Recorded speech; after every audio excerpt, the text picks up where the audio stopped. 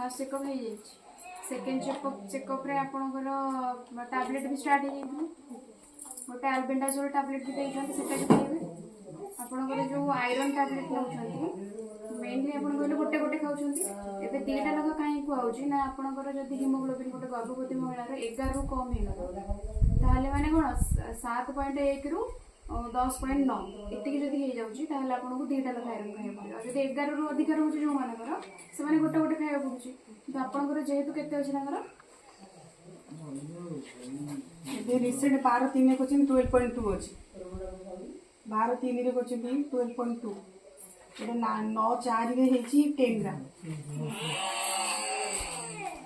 तो यहाँ आपंकर आगुरी किसी 12 थिला से गोटे गोटे कहते एवं जो आप 10 ग्राम आपको दीटा लग खाया पड़ो आयरन खाया द्वारा कौन हम आप आनिमिया रक्त कमिज ना रक्त कमिगले आपंकर जो डेलीवरी हम से आपको प्रोब्लेम हम अधिक ब्लीडिंग हम छुआर भी स्वास्थ्य अफेक्ट कम छुआ भी आनिमिक आपको दीटा कैल्शियम खाइले कौन हम कैल्शियम खाइले कैल्शियम आपंकर D3 और फॉलिक एसिड दीटा रोचे खाइले आपंकर शुणिले गोटे छुआर ये हाड़टा पछ हाड़टा केवल मार बोल जब कैल्शियम फॉलिक एसिड न खाऊ छुआ मानकर ब्रेन और स्पाइनल कॉर्ड जो हाड़टा मेरुदंड हाड़टा और ब्रेनटा फॉर्म ना ब्रेन रे डिफॉर्मिटी रहबो किबा स्पाइनल कॉर्ड रे डिफॉर्मिटी रहबो सुनि जब आबु होई के बाहर थो स्पाइनल कॉर्ड रे से कैल्शियम खाइबे ताले छुआर हाड़टा शक्त रहबो आयरन कैल्शियम खाउछंती अल्बेंडाजोलटा जो आपन दियाले सेटा कृमि औषध दिया होची जदि आपन को कृमि होय ताले आप कृमि माने कोन करते सेटा सब धीरे धीरे कौन करते गला रक्त गुड़ाक खाईदेवे आप खाद्य खाईदेवे रक्त आनिमिया अल्बेंडाजोल देले आपन भी सेथि आनिमिया हबो आनिमिया माने बुझुंती तो जो रक्त कम हम आनिमिया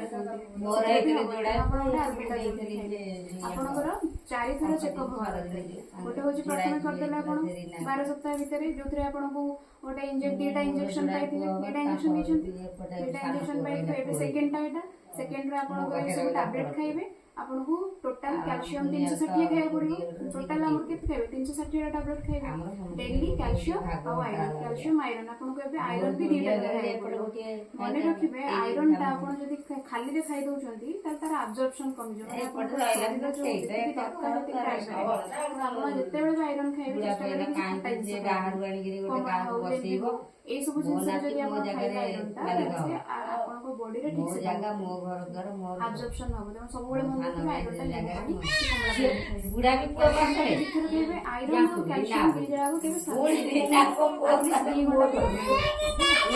आयरन ता जते बेले मध्य बुढ़ा को करते आयरन घंटा परे खांतु ताकि आपन पानी दियो है ना खाइबार घंटा परे आयरन और कैल्शियम जेहेतु आपन चारटा खाइबे आयरन को खाइ देबे सकाळे संध्या कैल्शियम खाइ देबे दी परे राति आयरन संगे रे आयरन जेतो टैबलेट खाउछु ता से क्षीर केबे खाइबे है ना केवल खट्टा पानी खाइबे क्षीर खाइबे आयरन टैबलेट यही समस्या सेटा ध्यान रखिबे ता सहित आपन ओजनटा जो ए ओजनटा सेकंड ट्राइमेस्टर रे आपन 5 केजी बढ़िया କଥା किंतु बढ़ी जे केते 39 थिले ना 2 केजी बढ़ी और लास्ट रे 5 केजी बढ़िया କଥା एटलीस्ट 9 रु 12 केजी बढ़ी पूरा ओजनटा 9 रु 12 केजी बढ़े आपन खाउछंती कोन हां आप दिन रे 2 घंटा सोया दरकार राति रे 8 घंटा सोया दरकार जदि कम सोया सेटा आपन को ब्रेन खराब चेष्टा करिवे राति रे 8 घंटा सोइबे दिन रे 2 घंटा सोइबे द्वितीय कथा हूँ खाद्य खाद्य जमी आप डेली सब प्रकार रंगर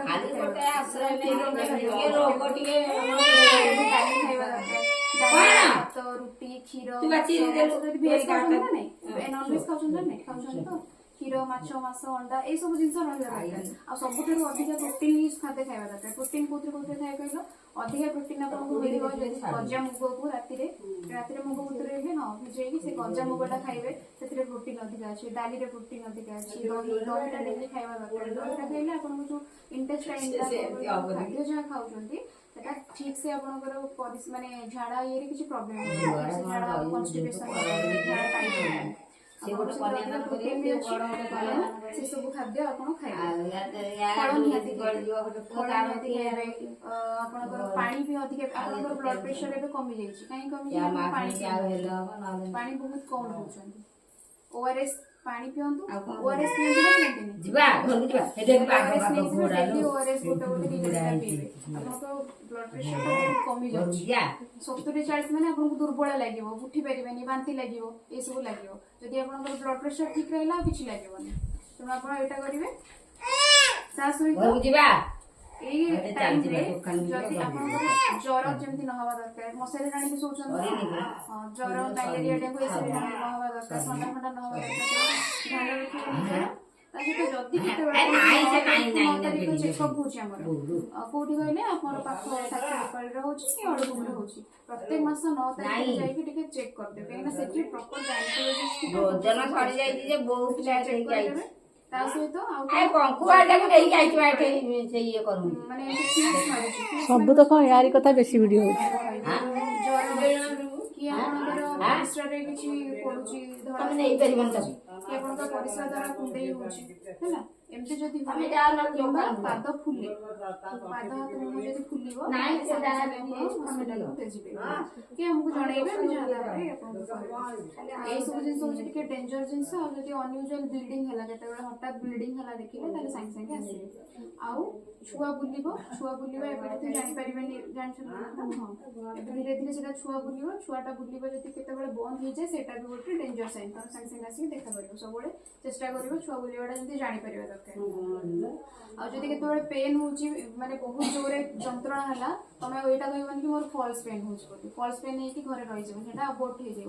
ତେଣୁ ଆପଣ କଣ କରିବେ, ଯଦି ଅତ୍ୟଧିକ ପେନ୍ ହଉଛି ତାହେଲେ ପାଖ ହସ୍ପିଟାଲକୁ ଯାଇକି ଚେକଅପ୍ କରାଇଦେବେ। ଏଇଠି ହଉ ଯୋଉଠି ବି ହଉ। ତେଣୁ ଏଇସବୁ ଜିନିଷ ନ ହେବା ପାଇଁ ଆପଣ ଧ୍ୟାନ ରଖିବେ। ଆଉ ଚେଷ୍ଟା କରିବେ ହସ୍ପିଟାଲରେ ଡେଲିଭରି କରିବା ପାଇଁ। ସିଜରିଆନ ହେଇଛି, ସେକେଣ୍ଡ ସିଜରିଆନ ହବ। ଆପଣଙ୍କର ପୁରୁଣା ସିଜରିଆନ ହେଇଛି ମାନେ ଏଇଟା ବି ସିଜରିଆନ ଅପରେସନ ହବ। ଡେଟ୍ ଅଫ୍ ଡେଲିଭରି କେତେ ଅଛି? ଏକ୍ସପେକ୍ଟେଡ୍ ଡେଟ୍ ଅଫ୍ ଡେଲିଭରି 9 ମାସରେ ଅଛି, ମାନେ ଅକ୍ଟୋବର।